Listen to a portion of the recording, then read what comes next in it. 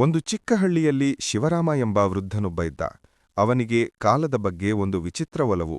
ಗಡಿಯಾರಗಳನ್ನು ಸಂಗ್ರಹಿಸುವುದು, ಸೂರ್ಯನ ಚಲನೆಯನ್ನು ಗಮನಿಸುವುದು, ಕಾಲದ ಹರಿವನ್ನು ಅರ್ಥಮಾಡಿಕೊಳ್ಳುವುದು ಅವನ ಜೀವನದ ಭಾಗವಾಗಿತ್ತು. ಆದರೆ ಒಂದು ದಿನ ಅವನ ಗಡಿಯಾರಗಳೆಲ್ಲವೂ ಒಮ್ಮೆಗೆ ನಿಂತವು. ಹಳ್ಳಿಯ ಗಂಟೆಮನೆಯೂ ಸ್ತಬ್ಧವಾಯಿತು. ಶಿವರಾಮನಿಗೆ ಆಶ್ಚರ್ಯವಾಯಿತು. ಕಾಲವೇ ನಿಂತಿರಬಹುದೇ? ಅವನು ಗೊಂದಲಗೊಂಡ. ಆ ರಾತ್ರಿ ಅವನ ಕನಸಿನಲ್ಲಿ ಒಬ್ಬ ವಿಚಿತ್ರ ವ್ಯಕ್ತಿ ಕಾಣಿಸಿಕೊಂಡ. ನಾನು ಕಾಲದೇವ ಎಂದ ಅವನು. ನೀನು ಕಾಲವನ್ನು ಗಡಿಯಾರದಲ್ಲಿ ಬಂಧಿಸಲು ಯತ್ನಿಸಿದೆ, ಆದರೆ ಕಾಲವು ಸ್ವತಂತ್ರ. ಇದನ್ನು ಬಿಡುಗಡೆ ಮಾಡು, ಇಲ್ಲವಾದರೆ ನಿನ್ನ ಹಳ್ಳಿಯೇ ಕಾಲದಲ್ಲಿ ಸಿಕ್ಕಿಹಾಕಿಕೊಳ್ಳುತ್ತದೆ.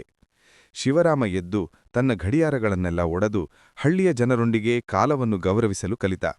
ಕಾಲವು ಕೇವಲ ಟಿಕ್ ಟಿಕ್ ಶಬ್ದವಲ್ಲ, ಜೀವನದ ಹರಿವು ಎಂದು ಅವನಿಗೆ ಅರಿವಾಯಿತು.